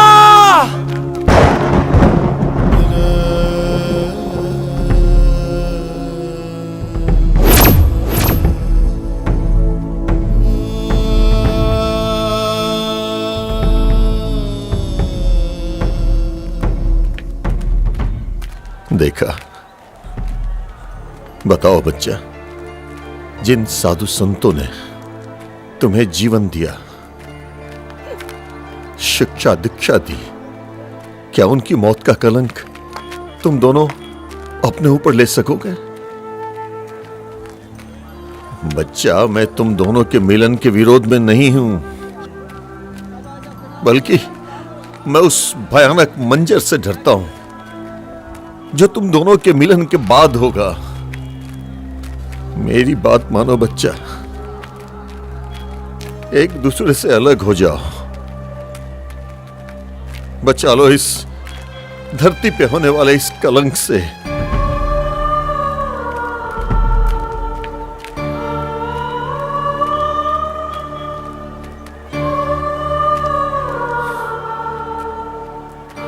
ठीक बा बाबा, हमने अपन दोनों रास्ता बदल लेता नहीं, ना जाई वो तरफ जौने तरफ हमने गए से इतना बड़ दुर्घटना होखे वाला बा। ई देश साधु संतन के बा और हमेशा रही। ई लोग के खातिर हमने जस हजारों प्यार कुर्बान बा। आज के बाद हमने दोनों कभी ना मिलब, ये आपसे वचन देता नहीं।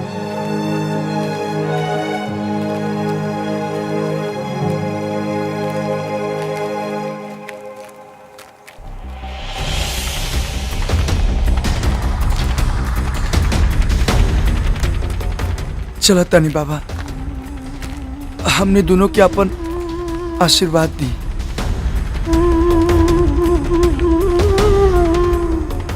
ताकि अगला जन्म में हमने के मिलन हो सके।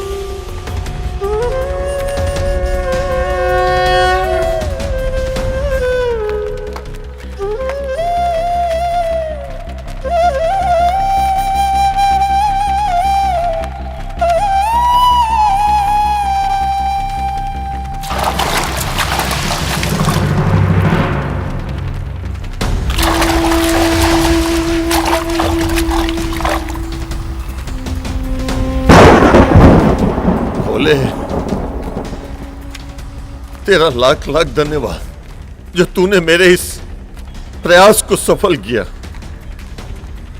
ये क्षण सदैव तुम्हारा ऋणी नहीं रहेगा।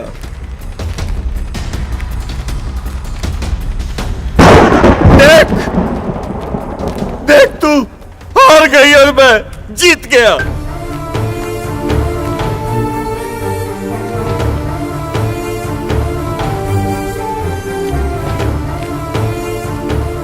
जो तू खेल खेलना चाहती थी, वो खेल मैंने खेलने नहीं दिया। अलग कर दिया दोनों को एक दूसरे से। देख वो दोनों